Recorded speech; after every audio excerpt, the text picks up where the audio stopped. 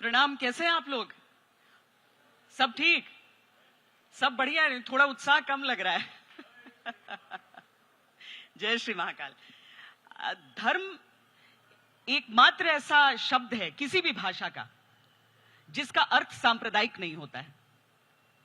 चाहे आप और किसी भाषा में देख लीजिए, उसका अर्थ उस संप्रदाय से जुड़ जाता है, आमतौर पर जिस भाषा के साथ वो धर्म जुड़ता है। लेकिन धर्म की जब हम बात करते हैं तो हम राजधर्म की भी बात करते हैं, हम धर्म अधर्म के रूप में बात करते हैं। हम केवल इस बात की बात नहीं करते कि आप किस पद्धति का पालन कर रहे हैं, और यही सबसे बड़ी सुंदरता है मुझे लगता है धर्म की। और इसीलिए जब आज धर्म संसद में हम यहाँ पर हैं, अलग अलग सत्र में अलग अलग बातें होंगी, लेकिन इस समय जो हम बात करने वाले हैं, मैं अभी बोल रही थी कि 12 ज्योतिर्लिंग थे लेकिन 2 छुप गए अभी, लेकिन मन में तो सब प्रकट है हमारे। आज बहुत ही महत्वपूर्ण दिन भी है पंडित जी। आज सोमवार, आज जब बाहर से हम सब चलकर यहां पर आ रहे हैं तो वो उत्साह, बोल बम के जो पूरा उद्घोष है वो हर तरफ सुनाई दे रहा है। सबसे पहले तो हम आज के दिन के महत्व और आज हम धर्म संसद को प्रारंभ कर रहे हैं, वही उस पर ही मैं एक एक आप दोनों से बात करना चाहूंगा।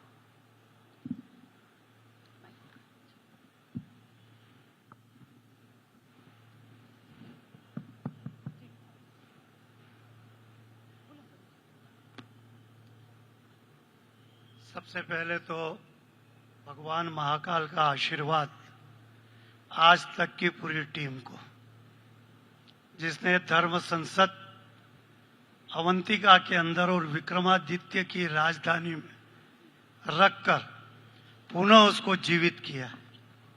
उसके लिए मैं आप सबको शुभकामना और शुभकामना के साथ भगवान महाकालेश्वर का आशीर्वाद आपकी आज तक की टीम को सदैव बना रहे। और जिस तरीके से देश में आज तक अपनी बात बेबाक तरीके से रखता है, ऐसे सदैव रखता रहे। आपके साथ शायद यह दूसरा मेरा महालोक में भी आपके साथ धर्म संसद। हमारे यहाँ धर्म की सत्ता सदैव रही है।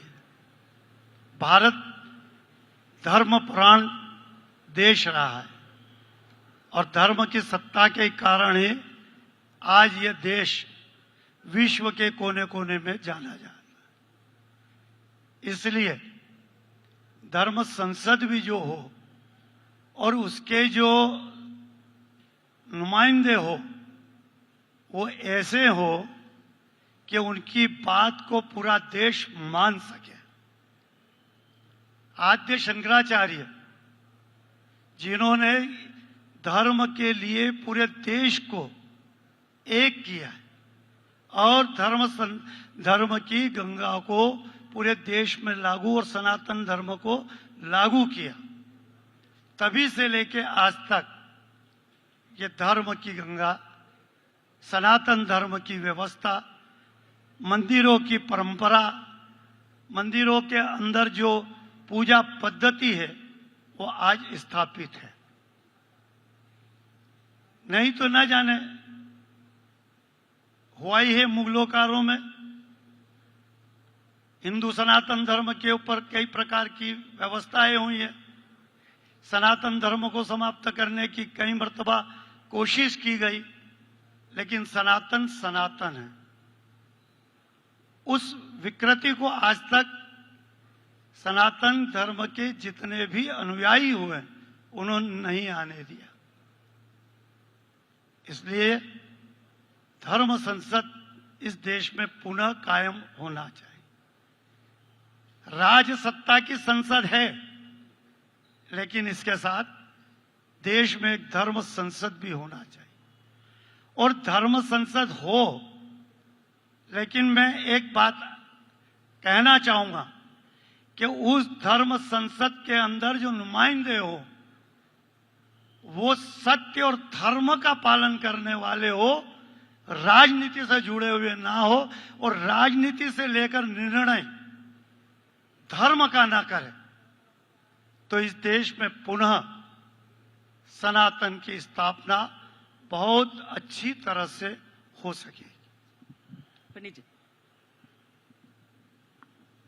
वंदे देवो उमापतिं सुरगुरो वंदे जगत्कारणं वंदे पन्नकभूषणं मृगधरं वंदे पशूनां पतिं वंदे सूर्यशशाङ्कवन्दनयनं वंदे मुकुन्दप्रियं वंदे भक्तजनाश्रियं च वरदं वंदे शिवं शंकरं। बोलिए महाकालेश्वर भगवान की, महाकालेश्वर भगवान की। अवंतिकायां महितावतारं मुक्ति प्रदानाय भवसज्जनानां अकाल मृत्यु परिरक्षणार्थं वंदे महाकाल महां सुरेशम। महाकालेश्वर की भूमि में आपका आज तक का सभी बंधु बांधवों का स्वागत है। आज इतना अच्छा दिन है कि महाकाल के लिए दर्शन के लिए आप आए और महाकाल में धर्म संसद का एक बहुत बड़ा आयोजन आप कर रहे हैं। हमारी पूरे ब्राह्मण परिवार की, पूरे पुजारी परिवार की, समस्त देशवासियों की आपको बहुत बहुत शुभकामनाएं। श्वेता जी, बहुत अच्छा प्रश्न आपने किया कि धर्म किसी कुंठित भाव से नहीं है, धर्म सब में होता है, चाहे वो मुस्लिम धर्म हो, सनातन धर्म हो, अपना क्रिश्चियन धर्म हो, धर्म तो सब में लगता है, बहुत अच्छी बात है। लेकिन धर्म की जहाँ तक व्याख्या है, शुरू से जो धर्म शब्द है वो सनातनी है, क्योंकि वो किसी और शब्द से लगता नहीं है कि वो कोई अपना अंग्रेजी हो या मुस्लिम हो। तो धर्म शब्द का शुरुआत जहाँ तक मेरा ख्याल है सनातन से ही शुरुआत हुई है, सबसे प्राचीन है भी। हाँ, तो शुरुआत तो सनातन से ही है जो कुछ है। और जिस जगह आप आए हैं यहाँ भगवान महाकाल का वो शिवलिंग है जो आदि अनादि है, जहाँ सृष्टि से प्रारंभ हुआ है, सृष्टि यहीं से प्रारंभ हुई है ऐसा सब मानते हैं। क्योंकि आकाशे तारकालिंगम पाताले हाटकेश्वरम मृत्युलोके महाकालम लिंगम त्रय नमोस्तुते। वो महाकाल का एक श्लोक बड़ा अच्छा है जिसमें उनको दृष्टा कहा गया कि उनके दर्शन मात्र से, उनके स्मरण मात्र से, उनके किसी प्रकार की दर्शन से ही प्रातः काले शिवम दृष्टवा निशा पापो विनश्यति आजन्म कृतमाध्यान्नि सायान्नि सप्तजन्मनि मेरु कांचन तत्वानाम गवांग कोटि श्रुतिरपि पंचकोटि तरंगानाम तत्फलम महाकाल दर्शनम। तो ये महाकाल का जो ज्योतिर्लिंग है, 12 ज्योतिर्लिंगों में सबसे प्रमुख है, दक्षिण मुख ज्योतिर्लिंग है। और दक्षिण मुख यम का वास होता है, इसलिए इसे कालाधिपति कहा गया है। काल पे विजय प्राप्त की भगवान महाकाल ने। दूषण नाम का यह राक्षस हुआ था, उसका यहाँ पे संहार किया, भक्तों की रक्षा की। शिव पुराण में इसकी कथा आती है। लेकिन वेदों में जिसके रचयिता आज तक मालूम नहीं कौन है, वेदों के रचयिता, लेकिन वेदों में शिव कथा, महाकाल कथा सब में विराजमान है। और ये ज्योतिर्लिंग जो है वो काल गणना का भी प्रतीक माना गया है, क्योंकि ये काल का सबसे बड़ा सेंटर ऑफ द वर्ल्ड है। मध्य प्रदेश है, मध्य प्रदेश के मध्य में भगवान महाकाल विराजमान है। आकाश में तारकेश्वर है, पाताल में हटकेश्वर है। इस प्रकार यहाँ भगवान महाकाल के जो प्रातः काल की पूजा, भस्म पूजा होती है, वो बिल्कुल शुभ मुहूर्त में भगवान का पट खुल के भगवान को पंचामृत का स्नान करके महाभस्म का लेपन किया जाता है। चिता भस्मालेप शगबिन कोरोटी परिग्रह अमंगल्यम शीलम तव होत नाम अखिलम तथा विस्मृतु नाम वरद परमंगलमसी। पंच तत्व का शरीर है, पंच तत्व की भगवान की महापूजा है। उसको आत्मसात करते हुए यहाँ दर्शाया गया है कि जीवन ऐसे ही होना चाहिए। जीवन का जो लक्ष्य है वो यही होना चाहिए। प्रारंभ से अंत एक भस्म आरती में ही पूरा बता दिया गया है। इस प्रकार से ये मंदिर हजारों साल से दार्शनिक भी रहा, भौगोलिक में भी रहा और संस्कृति में सबसे अच्छा रहा। लेकिन ये पूजा पाठ के संदेश देने के लिए सबसे ज्यादा महत्वपूर्ण रहा है, क्योंकि इस मंदिर से आज शंकराचार्य से लगा के जितने भी शंकराचार्य हुए हैं, भगवान महाकाल के दर्शन किए, निश्चित किए, क्योंकि यहाँ पे एक बहुत बड़ा धर्म केंद्र है।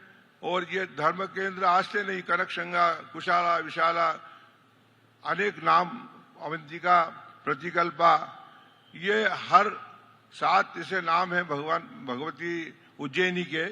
माँ उज्जैनी कह सकते हैं, वो माँ शिप्रा बोलते हैं, तो इसलिए उनका नाम 7 सप्त नगरी में भी आता है। और अयोध्या, मथुरा, माया, काशी, कांची, अवंतिका, पूरे द्वार का मत क्षय व सप्तेता मोक्षदायगा। भगवान महाकाल के दरबार में जो है वो तिल भर बड़ी है, इसलिए यहाँ पे कुंभ मेला भी होता है जो आने वाला है। अब भगवान महाकाल का आशीर्वाद आप सबको है। प्रातः काल भस्म पूजा होती है, तत्पश्चात भोग आरती होती है, फिर उसके बाद महाभोग आरती होती है, उसके बाद भगवान को सतत जल चढ़ता रहता है। शाम को 5 बजे भगवान का श्रृंगार करके भगवान राजा के रूप में विराजमान है, क्योंकि राजा धीराज भी इनको कहा गया है, इसलिए इनका राजा के रूप में शाम को श्रृंगार होता है। और उसके पश्चात भगवान की आरती करके सायंकाल में भगवान का शयन होता है।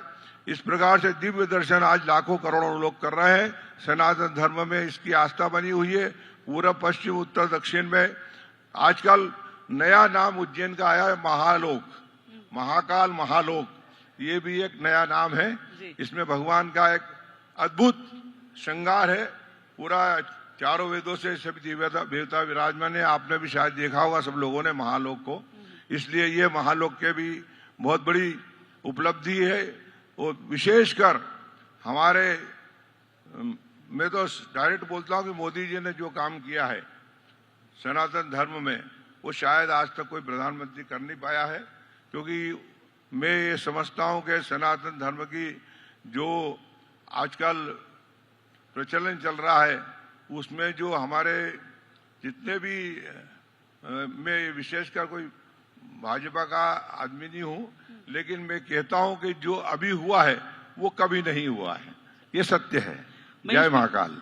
महेश पुजारी जी, बहुत सारी चीजें, जैसे अब उज्जैन का ही जब प्राचीन बातों की बात सामने आती जाती है, बहुत सारी चीजें समय की धूल, समय की रेत के नीचे दब गई। अब लोग जीएमटी की बात करते थे, लेकिन उज्जैन से तय होता था पहले। यहीं पर कृष्ण जी ने अपनी कलाएं सीखी। तो बहुत सारी चीजें थी जो शायद नई पीढ़ियों को पता नहीं चलता है। पर जिस प्रकार, जैसा पंडित जी भी कह रहे हैं, जिस प्रकार बातें आगे हो रही हैं, क्या आपको भी ये आश्वासन लगता है कि हाँ, अब हम उस रास्ते पर जा रहे हैं जहां पर शायद जो हमारी प्राचीन चीजें, क्योंकि एक दूसरी दृष्टिकोण से अगर हम देख लें तो हमें लगता है कि अरे देखिए कितनी सड़कें संकरी हो रही हैं, इतने लोग आ रहे हैं, क्या वो बुनियादी चीजें, सिविक एम्यूनिटीज जिन्हें हम कहते हैं, वो सारी चीजें सही है या नहीं, उस पर ध्यान देने की जरूरत है या किस पर? ये भी बहस आप सुनते होंगे अपने। देखिए, कोई भी व्यवस्थाओं को भीड़ से तोला नहीं जा सकता, और धर्म को तो तोलना भी नहीं चाहिए। धर्म तो एक आत्मा से और मन से होता है। कई मर्तबा हम लोग हजारों लाखों करोड़ों की भीड़ को देखकर ये अंदाज लगा लेते हैं कि ये सब सनातनी हैं या धर्म युक्त व्यक्ति हैं, और ये जब यहाँ आए हैं तो ये इतना धर्म कर रहे हैं कि समय आने पर जब ये यहाँ से इस भूमि का, इस पृथ्वी का जो योग और मृत्यु का जो है, वो मृत्यु के जब उस जाएंगे तो इन्हें स्वर्ग प्राप्त होगा, ऐसा विचार आएगा जब इतनी भीड़ और इतनी व्यवस्थाओं को जब हम देखेंगे तो। लेकिन भगवान भोलेनाथ ने भी ये कहा है, और माता पार्वती की जिद पे ये कहा है कि धर्म को कभी भी भीड़ से आका नहीं जा सकता है। दोनों में संवाद हुआ, और पार्वती कहते नहीं स्त्री हट, बाल हट, योगी हट, तो स्त्री हट। उन्होंने कहा प्रभु ये तो हो ही नहीं सकता है, जहां इतने लोग धर्म से ओत प्रोत हैं, तो ये सब या तो कैलाश आएंगे या स्वर्ग को या गोलोक को जाएंगे। उन्होंने, भगवान ने कहा कि पार्वती, ये सांसारिक व्यवस्था है, हमें इसमें नहीं पड़ना चाहिए। लेकिन माता पार्वती ने जिद पकड़ ली और उसका एक छोटा सा उदाहरण भगवान प्रभु ने दिखाया। भोलेनाथ स्वयं अशक्त, जिनके शरीर पर कोड़ टाइप व्यवस्था बना ली, बहुत ही ऐसे निर्बल, और माता पार्वती को बड़ी सुंदर बना दिया।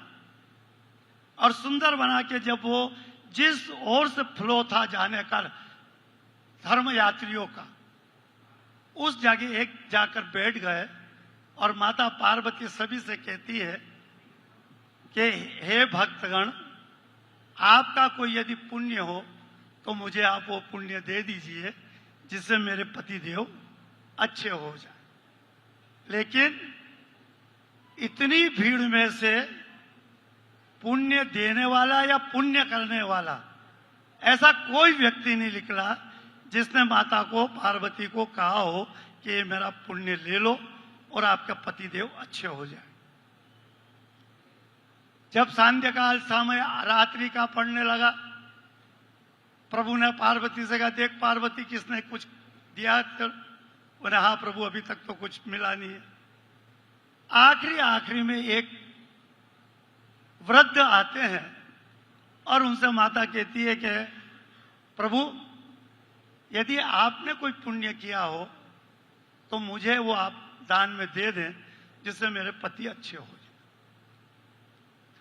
तो वो कहता है कि देवी, मुझे तो नहीं लगता है कि मैंने इस जन्म में, जो मनुष्य जन्म है, मैंने कोई पुण्य किया हो, मुझे नहीं लगता है।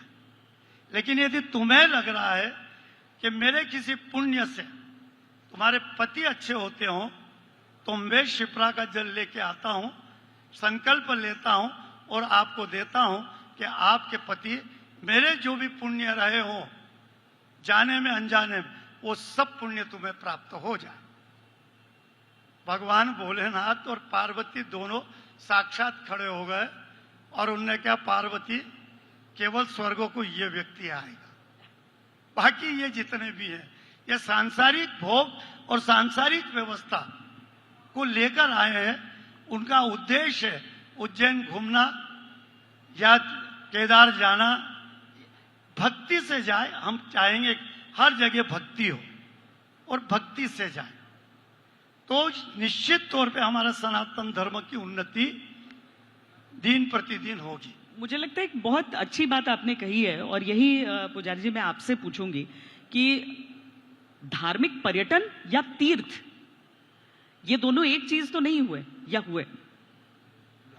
धार्मिक पर्यटन जिसे हम कहते हैं कि जिसे बढ़ना चाहिए धार्मिक पर्यटन के, वो भीड़ भी हो जाती है, या फिर तीर्थ जो हम कहते हैं अपने पवित्र स्थलों पे जाने की बात। धार्मिक भीड़ जैसे कुंभ में हुई तो कुछ महत्व होगा, तो ही तो इलाहाबाद में आज करोड़ों लोग देश विदेश से आए है ना। अब आप उसको भीड़ को कहेंगे तो मैं नहीं मानता हूं, और हजारों लोग मर भी गए लेकिन उसके बाद भी कम नहीं हुआ है। तो इसमें धर्म ही मुख्य है, उसमें भीड़ नहीं है। धर्म होता है तो ही लोग जाते हैं। आज सोमवार का दिन है, आज हजारों लोग आज सवारी देखने के लिए आए हैं, तो भीड़ तो रहती है, लेकिन वो धर्म के कारण से ही भीड़ हुई है, ऐसा मेरा मानना है। आप क्या बोलती हैं? नहीं, मैं जो कथा उन्होंने सुनाई, हाँ, उसके हिसाब से मैं पूछ रही थी, जो उनका। जी जी जी जी जी, आपने जो प्रश्न किया बहुत अच्छा किया। तीर्थ, धर्म स्थल तीर्थ है या पर्यटक स्थल, बहुत अच्छा प्रश्न है। हिंदू सनातन धर्म के जितने तीर्थ स्थल हैं वो पर्यटक स्थल बन गए, तीर्थ स्थल नहीं रहे। घूमने की जगह, सेल्फी लेने की जगह। शायद आपको याद होगा जब महालोक बना था तब भी मैंने ये बात कही थी कि ये महालोक जो है, यदि ये महाकाल की अनुष्ठान की केंद्र बनती है तो निश्चित ये महालोक सार्थक है। और यदि ये तीर्थ की जगह घूमने का पर्यटक स्थल हो जाएगा तो ये निरर्थक हो जाएगा और हमारा तीर्थ भी, जो तीर्थ का पवित्रता है, वो भी नष्ट होगी। अभी कई वीडियो ऐसे वायरल हुए हैं कि उस जगह पर अपने फ्रेंडशिप के लोग किसी को तो उंगली पकड़ के नचा रहे हैं, कोई डांस कर रहे हैं, कोई अश्लील डांस कर रहे हैं, कोई गले में हाथ डालकर जा रहे हैं। मैं आपको एक बात कहूंगा, मैं किसी धर्म या किसी संप्रदाय की बड़ाई नहीं करूंगा, लेकिन एक बात जरूर कहना पड़ेगी कि सनातन धर्म को मानने वाले लाखों और करोड़ों लोग हैं। उसके अंदर साधु, सन्यासी और अन्य लोग भी इस धर्म को चलाने वाले लोग हैं, लेकिन वो अपने सनातन धर्म के तीर्थों की रक्षा नहीं कर पा रहे हैं। लेकिन एक जैन समाज है, उसके एक स्थान को पर्यटक स्थल बनाने की जब बात आई थी, पूरा देश एक तरफ खड़ा हो गया था और उस स्थान को तीर्थ स्थल ही रहने दिया गया, पर्यटक स्थल नहीं बनने दिया।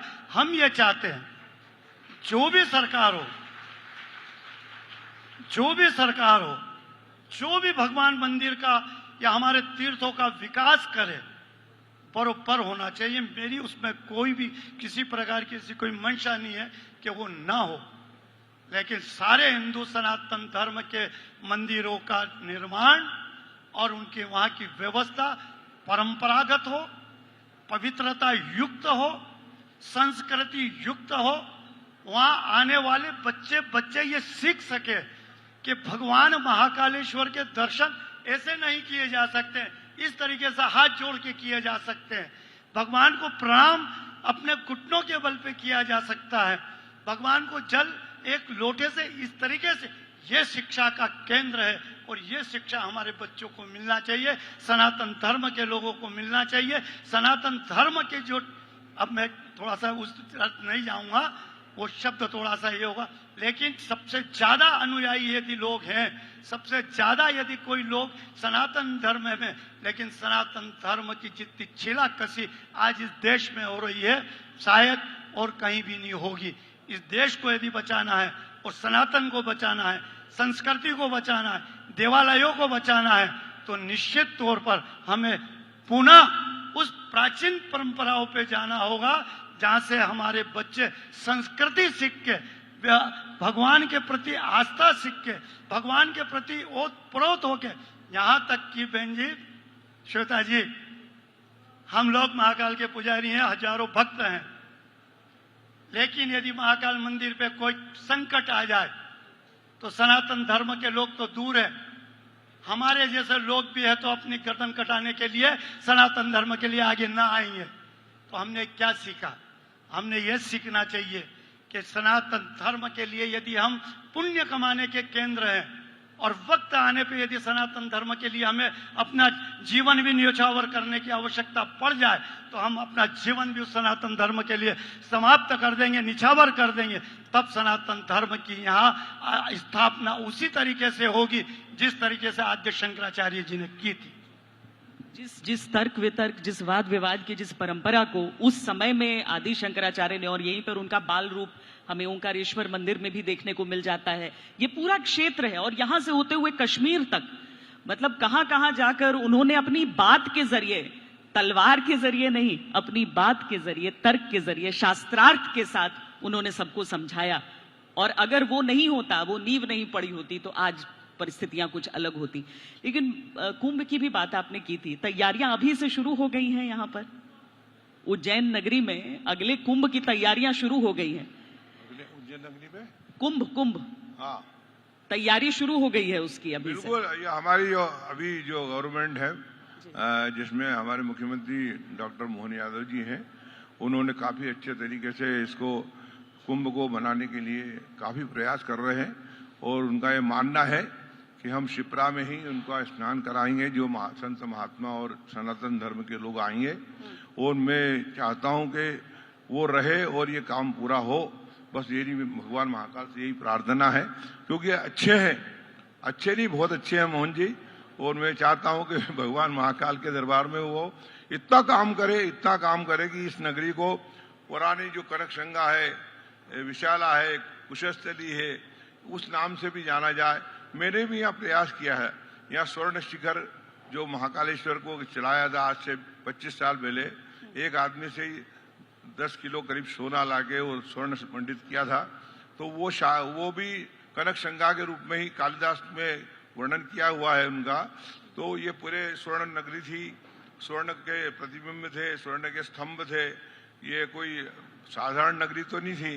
तो इसलिए जब भी भूकंप आया, ये नए नगरी के रूप में अवंतिका, प्रतिकल्पा, कुशस्थली, विशाला, कनकशंगा, उज्जैन, राजा विक्रमादित्य के जमाने में भी ये नगरी बड़ी विचित्र भक्ति से युक्त थी। आज महाकालेश्वर मंदिर में काकभूषण ऋषि की एक गुफा है। वहाँ भगवान ने बैठ के जो मंदिर है वो गुफा के रूप में है महाकालेश्वर। वो धीरे धीरे प्रचलन में वो रास्ता बनता गया और आज 500 फीट दूर से भी उनके दर्शन होते हैं। लेकिन शुरू में महाकालेश्वर के दर्शन बड़े गुफा के रूप में, गुफा में विराजमान थे। लेकिन समय के अनुसार और भीड़ भाड़ के अनुसार और सनातन धर्म की जो व्यवस्था है उसके अनुसार अब थोड़ा खुलापन हो गया है। तो दर्शन मात्र से लोग भगवान महाकाल को छू नहीं पाते हैं, लेकिन उनको पुण्य तो वही मिलेगा जो हमको मिलता है, ऐसा मेरा मानना है। आप यदि अंदर नहीं भी जाएंगे तो उनका दर्शन करेंगे तो पुण्य की प्राप्ति होगी। और आने वाला जो कुंभ है उज्जैन में बहुत अच्छा होगा, भगवान महाकाल से प्रार्थना है। और ये सरकार इसमें बहुत अच्छा काम कर रही है। जो अभी तक काम हुआ है और जिस कामों की घोषणा हुई है, वो जो काम होने वाले हैं वो बहुत अच्छे तरीके से होंगे, ऐसी मैं संभावनाएं रखता हूँ। भगवान महाकाल से प्रार्थना करता हूँ कि जो आज अभी सरकार है वो स्थायी रूप से रहे और ये कुंभ करे। जय महाकाल।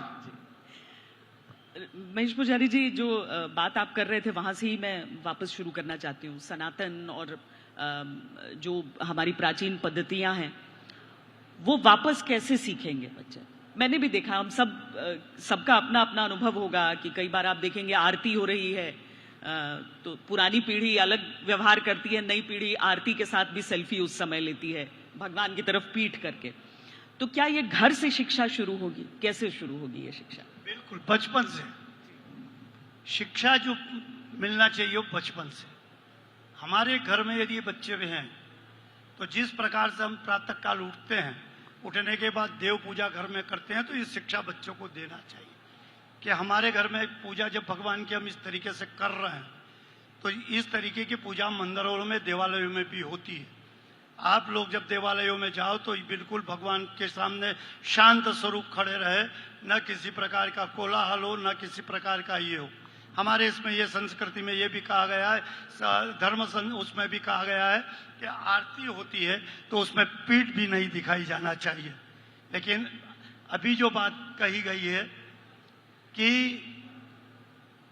पर्यटन बनने के बाद जो विकृति सनातन के मंदिरों में आई है उसको पुनः स्थापित करने के लिए एक तरह से एक युद्ध लड़ना होगा। और ये युद्ध लड़ने के लिए उन लोगों को आगे आना होगा जो लोग उन मंदिरों से जुड़े हुए हैं, जो उस पूजा पद्धति से जुड़े हुए हैं, जो वहां से अपने परिवार का और भगवान का सेवा के साथ भरण पोषण करते हैं, उन्हें आगे आना होगा। ये शिक्षा देना होगी, नहीं तो धीरे धीरे सनातन धर्म की परंपराएं समाप्त हो जाएगी। तो ये बचपन से ही ऐसे गुरुकुल हो, उज्जैन में ऐसे गुरुकुल चलते हैं, लेकिन ऐसे गुरुकुल हो पूरे देश में और ये शिक्षा गुरुकुलों से दी जाए, वहां सभी प्रकार के विद्यार्थियों को ये शिक्षा दी जाए, तो उसको संस्कृति के बारे में ज्ञान होगा, धर्म के प्रति ज्ञान होगा, शिवालयों में, देवालयों में जाने का उसको अनुशासन होगा और वो उस अनुशासन से वहां जाएगा। हमारे इसमें ये व्यवस्था है, मंदिरों में जब हम जाते हैं तो हमारा मन का जो अहम गरूर पद और प्रतिष्ठा जो होती है उसे मंदिर की डिवलियों के बाहर रख दिया जाता है, जैसे जूते चप्पल उतार दिए जाए। यानी बिल्कुल निर्मल मन से भगवान के दरबार में जो जाएगा वो ही भगवान से प्राप्त करेगा।